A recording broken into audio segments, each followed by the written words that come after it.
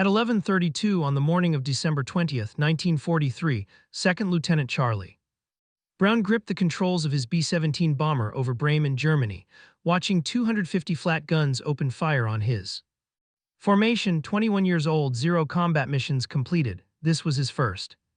The German anti-aircraft gunners below were not ordinary soldiers. They were officer candidate school trainees. Elite, the best marksmen they had, and they had been waiting for the American bombers all morning. Brown's aircraft was called Ye Old Pub. It carried 10 men and 6,000 pounds of bombs. The target was a Wolf 190 fighter aircraft factory on the outskirts of Bremen. Intelligence officers had warned the crews at the morning briefing that they would face hundreds of German fighters. What they did not mention was that the position assigned to Brown's bomber was the most dangerous slot in the entire formation. The men of the 379th Bombardment Group had a name for it: Purple Heart Corner, the edge of the formation, the spot where German fighters always attacked first because the defensive fire from neighboring bombers could not overlap. Effectively, new crews were often assigned there. Brown's crew was the Aval before Ye Old Pub could release its bombs. A 20-cannon shell exploded directly in front of the cockpit. The nose shattered. Temperatures at 27,000 were 60 degrees below zero. The wind now howled through the aircraft at over 150. The number 2 engine died instantly. The number 4 engine began speeding, forcing Brown to throttle it back to prevent catastrophic failure. The bomber slowed. The formation pulled ahead. Within seconds, Ye Old Pub was alone. German fighters saw it immediately. 12 to 15 Messers Bf-109s and F-Wolf 190s descended on the crippled bomber like wolves on a wounded deer. The attack lasted more than 10 minutes. The number 3 engine took hits and dropped to half power. The oxygen system ruptured. The hydraulic lines burst. The electrical system failed. The tail section was torn apart by cannon fire. Sergeant, the tail gunner, took a direct hit from a 20mm cannon shell. He was killed instantly. Most of the other crew members were wounded. Brown himself caught a bullet fragment in his right shoulder. The extreme cold had frozen the oil in the defensive guns. Of the 11 machine guns mounted on the B-7, only 3 remained operational. Then the oxygen ran out. At 27,000, the human brain cannot function without supplemental oxygen. Brown felt his vision narrowing. His hands went numb on the controls. Beside him, his co-pilot Spencer was already unconscious. Brown's last thought before everything went black was that his crew was about to die on their very first mission. Ye Old Pub began to fall. The bomber dropped from 27,000 in an uncontrolled dive. The airspeed climbed past 300. The airframe shook violently. At any moment, the wings could tear off from the stress. But then something happened that all logic. At approximately 1,000 above the ground, Brown regained consciousness. The thicker air at low altitude had enough oxygen to revive him. He grabbed the controls and pulled back with every ounce of strength he had left. The B-7 leveled out just above the treetops of northern Germany. Brown looked around the cockpit. Blood everywhere, wounded men everywhere. His tail gunner was dead. His bomber was destroyed, and he had just flown directly over a German fighter airfield. On that airfield, a pilot named was refueling his Bf-109. He had already shot down 2 American bombers that morning. One more kill would earn him the Knight's Cross, one of Germany's highest military honors. He looked up and saw Ye Old Pub limping across the sky at barely 100. If you want to see what did when he caught up to Brown's dying bomber, please hit that like button. It tells YouTube to share this story with more people, and please subscribe if you have not already. Back 2 climbed into his fighter. The engine roared to life. Within minutes, he was airborne, closing fast on the crippled American bomber. He positioned himself behind the B-7's tail, finger resting on the trigger of his twin machine guns and 20mm cannon. One squeeze, that was all it would take. The Knight's Cross would be his, but what saw through his would change everything he believed about war, about honor, and about the enemy he had been taught to hate. Was 28 years old. He had flown 487 combat missions. He had been shot down 17 times. He had bullied out of burning aircraft 6 times and damaged planes 11 more. His brother August, also a pilot, had died in 1940 when his Junkers 88 crashed during a night bombing mission over England. The war had taken everything from except his skill and his code. Before the war had been a commercial pilot, for he had flown passengers across Europe in peace. He had never imagined he would spend years killing men he had never met. But Germany had called and had answered. By December of 1943 he was One of the most experienced fighter pilots in JAG-27, now he was closing on the tail of a crippled American bomber with 27 confirmed victories to his name. One more heavy bomber would complete the requirement. For the Knight's Cross, the medal would honor not just him but his dead brother. It would prove that the family had given everything to Germany. His Bf-109G6 was not in perfect condition. Earlier that morning during his attack on the first two bombers, an American 50 caliber bullet had lodged in his radiator. The engine was at risk of overheating but had taken off anyway. The crippled B-17 was too easy target to ignore. He approached from behind and below the classic attack angle. His finger found the trigger. His gun sight settled on the tail section of the American bomber, and then saw something that made him lift his finger away from the trigger. The tail gunner's compartment was destroyed. Through the massive holes in the fuselage, could see the body of a young American slumped over his machine gun. Blood had frozen in long red icicles from the shattered turret. The man was clearly dead. Pulled his fighter alongside the bomber. Looked through more holes in the aircraft's skin. He saw wounded men trying to help other wounded men.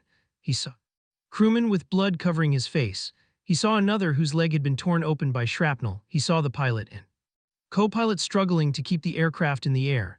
None of them were fighting. None of them could fight. They were just trying to survive. In that moment, remembered the words of a man named had been his commanding officer in North Africa, where had flown with Fodder 27 against the British. The Libyan desert was a different kind of German officer. He believed that war had rules. He believed that a fighter pilot's honor came not from how many enemies he killed, but from how he killed them. Had once gathered his pilots and told them something that never forgot.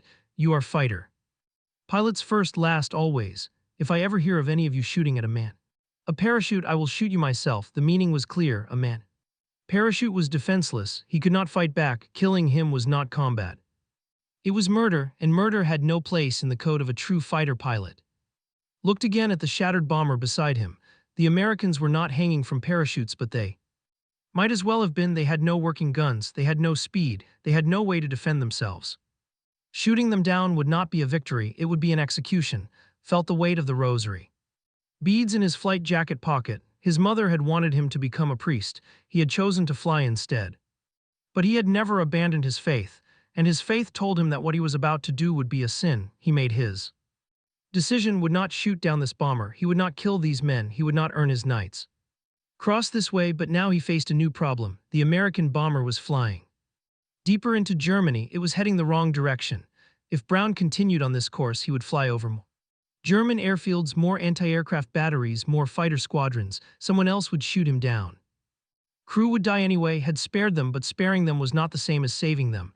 The German pilot pulled his alongside the B-7's cockpit. He could see the American pilot staring at him through the shattered window. The young man's face was covered in blood. His eyes were filled with terror. He clearly expected to die in the next few seconds. Raised his hand. He pointed down toward the ground. He was trying to tell the American to land at a German airfield and surrender. It was the only way the crew would survive. But Charlie Brown did not understand. He thought the German was telling him to go down, to crash, to die. Brown shook his head. Pointed again. This time he pointed north towards Sweden, neutral territory. If the Americans could reach Sweden, they would be interned but alive. Medical treatment would be waiting. Brown still did not understand. He kept flying west toward England, 250 mi across the North Sea in a bomber that was falling apart. Realized he had only one option left, and it was an option that could get him executed. Made the most dangerous decision of his life. He would not just spare the American bomber, he would escort it to safety in Nazi Germany. This was treason. A German pilot who allowed an enemy aircraft to escape faced court-martial if found guilty. The sentence was death by firing squad. There would be no trial, no defense, no appeal. Knew exactly what he was risking. He did it anyway. He maneuvered his Bf-109 into close formation on the left wing of the B-7, so close that the two aircraft were flying just feet apart, so close that from the ground the silhouettes would merge into one shape, so close that any German anti-aircraft gunner looking up would see the distinctive outline of a Bf-109 and hold his fire. This was planned. The operated captured B-7s for training and secret missions. German ground crews were trained to recognize these aircraft. If they saw a German fighter flying in formation with an American bomber, they might assume it was one of their own captured planes being escorted. They might not shoot. It Was a desperate gamble, but it was the only chance the Americans had. Inside, Old Pub Charlie Brown watched the German fighter slide into position beside him. His heart pounded against his ribs. He had ordered his top turret gunner to aim at the German but not fire. Brown did not understand what was happening. Was the German toying with them? Was he radioing for reinforcements? Was this some kind of trap? The B-7 continued west toward the North Sea. The German fighter stayed with it mile after mile, minute after minute. Brown kept waiting for the attack that never came. They passed over farmland, they passed over villages, they passed over roads filled with German military vehicles. At any moment someone on the ground could look up and see them. At any moment a flak battery could open fire. At any moment another German fighter could appear and ask why was flying alongside an enemy bomber instead of destroying it. But the minutes kept passing and the German kept flying beside them. Coastline appeared ahead, the North Sea, 250 miles of freezing water between Germany and England. If ye Old Pub could cross that distance, the crew would live. If the engines failed over the open ocean, they would die. But first they had to pass the coastal defenses. The German Atlantic Wall stretched along the entire coastline of occupied Europe. Anti-aircraft batteries, radar stations, observer posts. Every mile of beach was watched. Every aircraft that crossed the coast was tracked and identified. American bomber flying low and slow toward England would be an easy target. Stayed in formation. He flew so close to the B-7 that his wing tip nearly touched the bomber's fuselage. He was daring the anti-aircraft gunners to fire. If they shot at the B-7, they would hit him too. If they recognized his aircraft, they would hold their fire. The gamble worked. The coastal batteries did not shoot. The radar stations tracked two aircraft flying in formation and assumed they were friendly. Ye Old Pub crossed over the beach and headed out over the gray waters of the North Sea. Had done it. He had escorted an enemy bomber through the most heavily defended airspace. Europe. He had saved 9 American lives but could not follow them to England.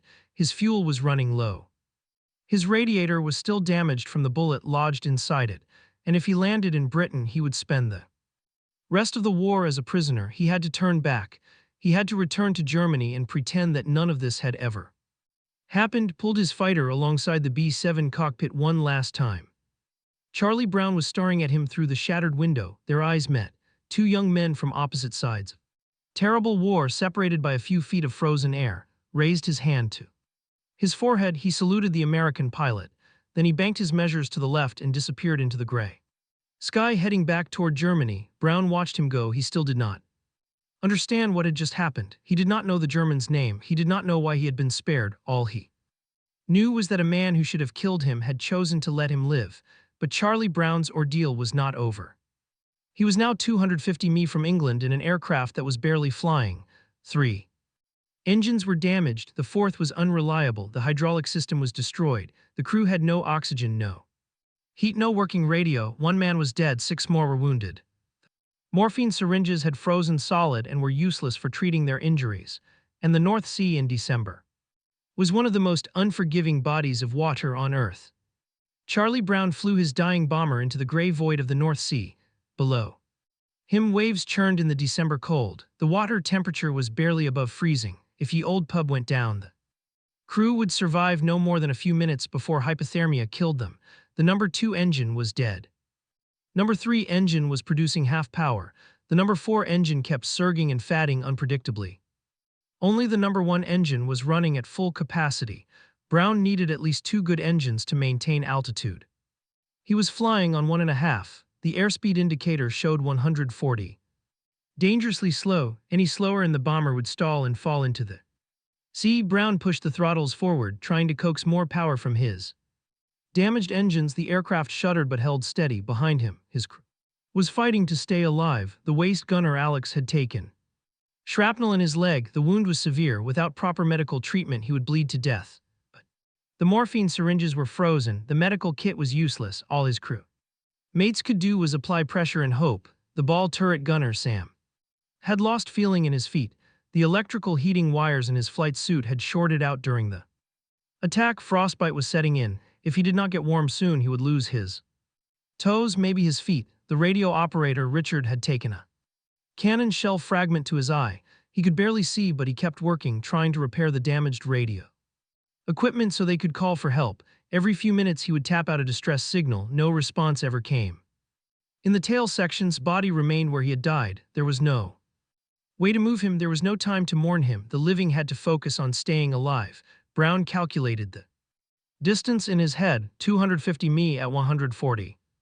Nearly 2 hours of flight time, 2 hours in an aircraft that could fall apart at any moment, 2 hours over water so cold. It would kill them in minutes. He did not know if they would make it, but he knew they had to try, mile after mile. The B-7 limped westward, the engines coughed and sputtered, the airframe groaned under the stress of holding together. Brown's hands ached from gripping the controls. His shoulder throbbed where the bullet fragment had hit him, but he did not let go. He could not let go. 9 lives depended on him. After what felt like an eternity, the coast of England appeared on the horizon.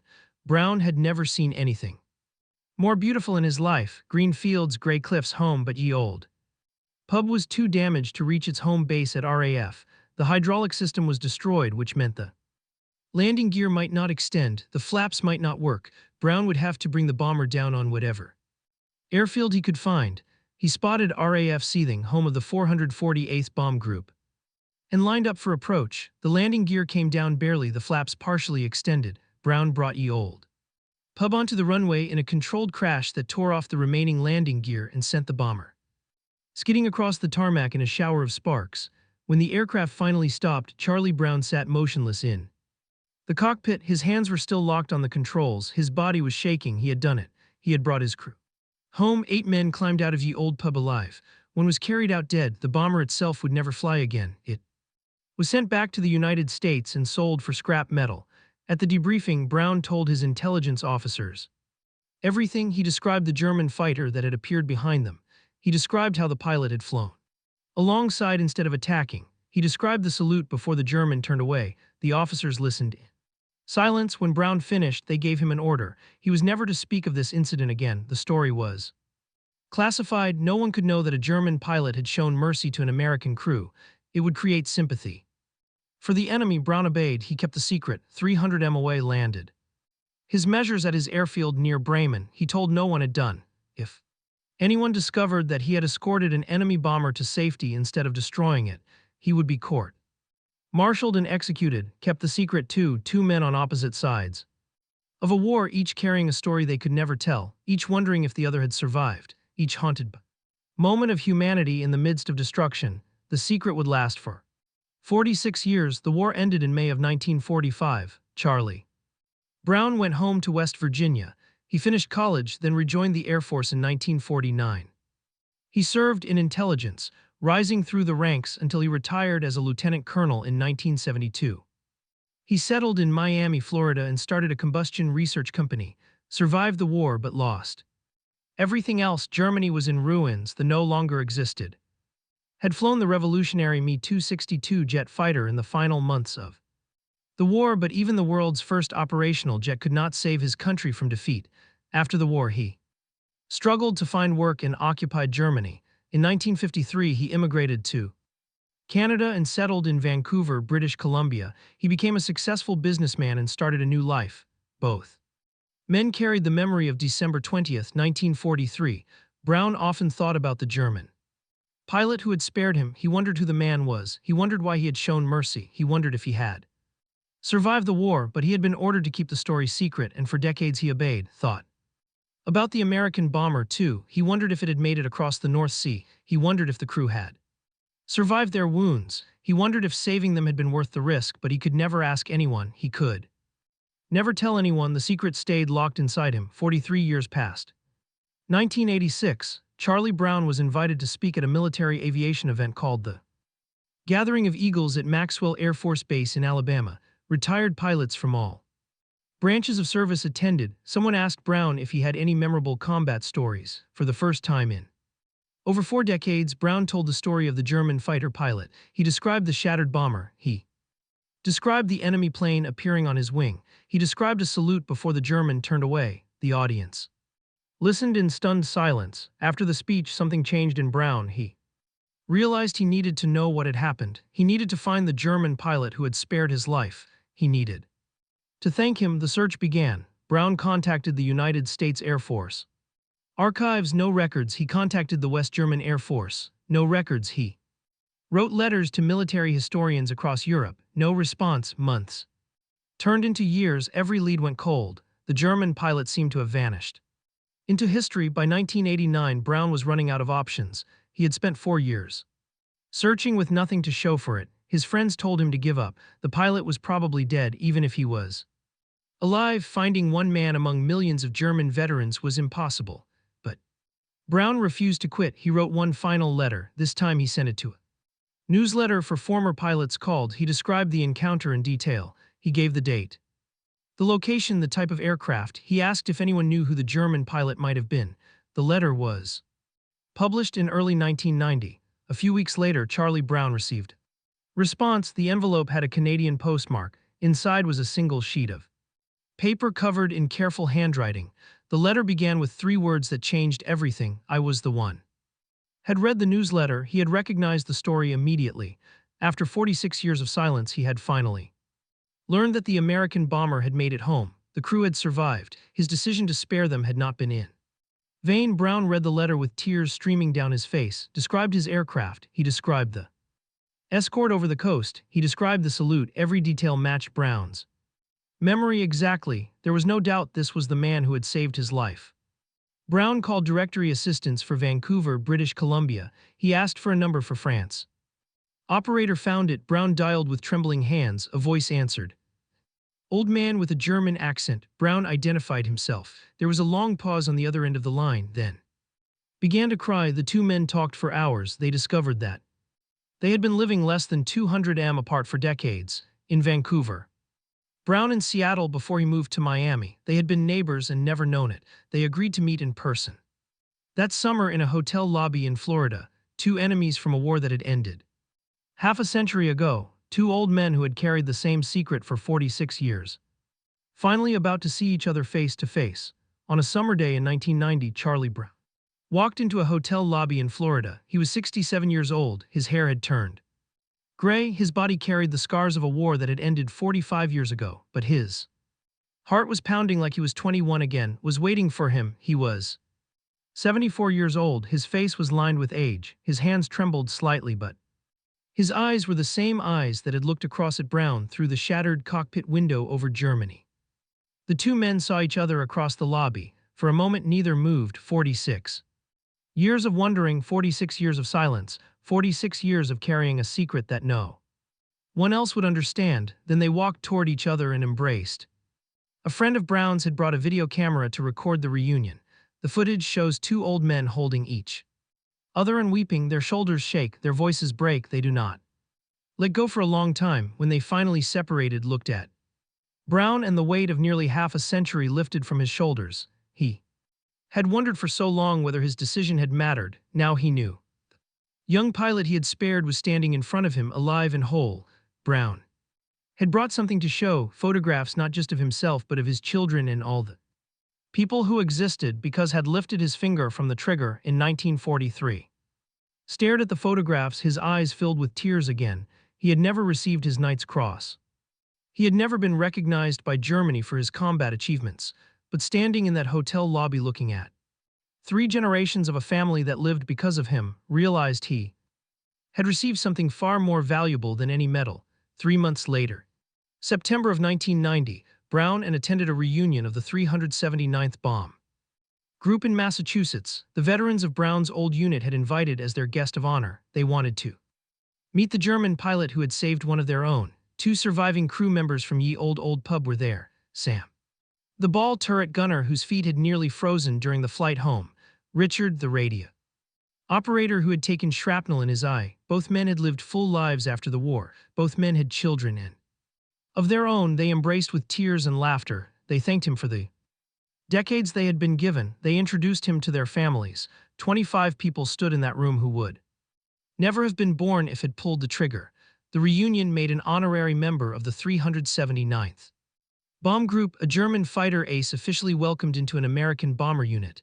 Former enemies now brothers. Word of the story began to spread. Newspapers picked it up. Television stations requested interviews. Brown found themselves invited to speak at air museums, civic organizations, and military gatherings across the United States and Canada. They traveled together whenever they could. American bomber pilot and the German fighter ace standing side by side, telling their story to audiences who had Never heard anything like it. Veterans in the crowd would weep openly. Young people would approach them afterward, shaking their hands, thanking them for sharing something so powerful. Gave Brown a book about German fighter jets. Inside the front cover, he wrote an inscription. He explained that in 1940 he had lost his only brother to the war. He wrote that on December 20th, 1943, 4 days before Christmas, he had been given the chance to save a B-7 from destruction. He wrote that the pilot of that bomber, Charlie Brown, had become as precious to him as his brother had been. He signed it with 2 words, your brother. Brown and were no longer just friends. They were family. They talked on the phone every week. They visited each other's homes. They went fishing together. They celebrated holidays together. The bond between them was deeper than anything either man had experienced since the war. Their story reached audiences around the world. People wrote letters saying how much it had moved them. People said it had restored their faith in humanity. People said it proved that even in the darkest moments of war, compassion could survive. But for Brown, something was still missing. The men of Ye Old Pub had never received official recognition for what they endured on December 20th. 1943, the mission had been classified for decades. Their sacrifice had been erased from the official record. Brown decided to change that. He began writing letters to the United States Air Force. He wanted his crew to receive the medals they deserved. He wanted the world to know what they had survived. The Air Force began an investigation. Decades of classified files were finally opened. In 2008, the United States Air Force completed its investigation into the events of December 20th, 1943. The findings confirmed everything Charlie Brown had reported: the mission to Bremen, the devastating attack by German fighters, the death of the wounds suffered by the crew, the miraculous flight home across the North Sea, and the German pilot who had chosen mercy over victory. The force made a decision that stunned military historians. Each surviving crew member of Ye Old Pub would receive the Silver Star, one of the highest awards for valor in combat. For the crew members who had already died, the medals would be awarded to their families. 9 silver stars for one bomber crew. It was unprecedented, but the Air Force was not finished. Charlie Brown himself would receive something even rarer: the Air Force Cross, the second highest award that any member of the United States Air Force can receive. It is given only for extraordinary heroism in combat. No other World War II bomber crew had ever been collectively honored in this way. The men of Ye Old Pub became one of the most decorated crews in the history of American military aviation. 65 years after their mission, they finally received the recognition they deserved. The medal ceremony took place with great surviving crew members attended with their families. The families of the dead came to accept medals on behalf of fathers and grandfathers they had lost. Brown was there, 85 years old, his body frail but his spirit unbroken, and standing beside him as he had stood for nearly 2 decades was Franz, had received his own recognition years earlier. In 1993, the Combatants Federation of Europe had presented him with the Star of Peace. The award honored soldiers who had demonstrated exceptional humanity during wartime. Was one of only a handful of German veterans ever to receive it, but always insisted that he did not deserve special praise. He had simply done what any honorable man would do. He had refused to murder defenseless men. He had followed a code that valued human life over military glory. He had answered what he called a higher call. The story of Brown reached millions of people around the world. Journalists wrote about them in newspapers and magazines. Television programs featured their reunion. Documentary filmmakers interviewed them about their experience. In 2012, author Adam Makos published a book about their story. He called it A Higher Call. Title came from his own words about why he had spared the American bomber. Makos had spent years interviewing both men, traveling to the locations where the events had taken place, and researching military archives. In the United States and Germany, the book became a New York Times bestseller. Readers were captivated by the story of 2 enemies who became brothers. Military historians praised the meticulous research. Veterans said it captured something essential about the nature of war and the choices men make within it. In 2014, a Swedish heavy metal band released a song about the incident. They called it No Bullets Fly. The song reached audiences who had never heard of Brown, or young people around the world learned about the German pilot who had refused to kill and the American pilot who had spent 46 years searching for him. In 2019, a surviving B-17 bomber operated by the Aircraft Collection in Oregon, was repainted in the colors and markings of Ye Old Pub.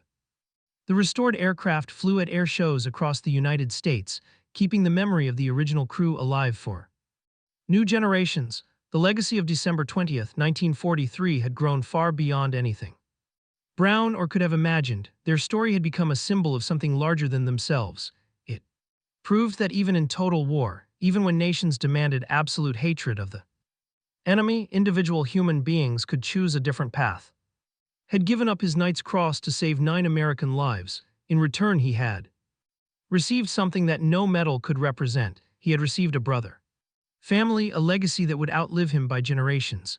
But by 2008, both men were growing old. Was 92, Brown was 87. They had been given 18 years of friendship since their reunion, 18 years of phone calls, visits, and shared memories. 18 years that neither man had ever expected to have. Time was running out and both of them knew it. Died on March 22, 2008. He was 92 years old. He passed away in Vancouver, British Columbia, the country that had given him a second life after the war. His body was cremated according to his wishes. Charlie Brown received the news in Florida. The man who had become his brother was gone. After 18 years of friendship, after hundreds of phone calls, after all the reunions and speaking tour and shared memories, had finally slipped away. Brown was devastated, but he was also at peace. He knew that had died knowing the truth. The B-17 had made it home. The crew had survived. The decision he made over Germany in 1943 had mattered. His act of mercy had rippled across generations. 8 months later, on November 24, 2008, Charlie Brown died in Miami. He was 87 years old. The two men who had met as enemies over the skis of Germany, who had become brothers across the divide of war, who had spent the last years of their lives telling their story to the world, were finally reunited. They had died the same year, just 8 months apart, as if one could not bear to live too long without the other. The legacy they left behind continued to grow. The book A Higher Call remained in print, introducing new readers to their story. Every year, the song No Bullets Fly brought their names to audiences who had never studied World War II. The restored Ye Old Pub flew at air shows across America, carrying their memory into the sky. But perhaps the most powerful legacy was the simplest one. The families. The tail gunner who died over Bremen had a grandniece who never forgot him. She tracked down a lithograph of Ye Old Pub's messes from a German auction house and gave it to her father. For decades, the family had wondered what had happened to their uncle. Brown's story finally gave them answers. The descendants of the surviving crew members numbered in the dozens. Children, great teachers, doctors, soldiers, artists, every single one of them owed their existence to a German pilot who chose not to pull the trigger. At the reunions, when met these families, he was always overwhelmed. He had never expected to see the consequences of his choice laid out so clearly. A wall of faces, a crowd of lives, all because he had remembered the words of all because he had refused to shoot men who could not fight back. Once wrote a note to Brown that captured everything he felt. He explained that he had lost his only brother in 1940. He wrote that on December 20th, 1943, he had been given the chance to save a B-17 from destruction. He wrote that Charlie Brown had become as precious to him as his brother had been. He signed the note with 2 words, your brother France. The story of Charlie Brown is not a story about war. It is a story about what survives when war is over. It is a story about honor that transcends nationality. It is a story about mercy that echoes across generations. 2 young men met in the sky over Germany in 1943. One had every reason to kill, the other had no way to survive, and in that moment something happened that neither man could explain, something that orders hatred everything the war demanded of them, answered a higher call, and Charlie Brown spent the rest of his life grateful that he did. If this story moved you the way it moved us, do me a favor, hit that like button. Every single like tells YouTube to show this story to more people. Hit subscribe and turn on notifications. We are rescuing forgotten stories from dusty archives every single day. Stories about pilots who saved lives with mercy and honor. Real people, real heroism. Drop comment right now and tell us where you are watching from. Are you watching from the United States, United Kingdom, Canada, Germany? Our community stretches across the entire world. You are not just a viewer, you are part of keeping these memories alive. Tell us your location. Tell us if someone in your family served. Just let us know you are here. Thank you for watching and thank you for making sure Charlie Brown and are never forgotten.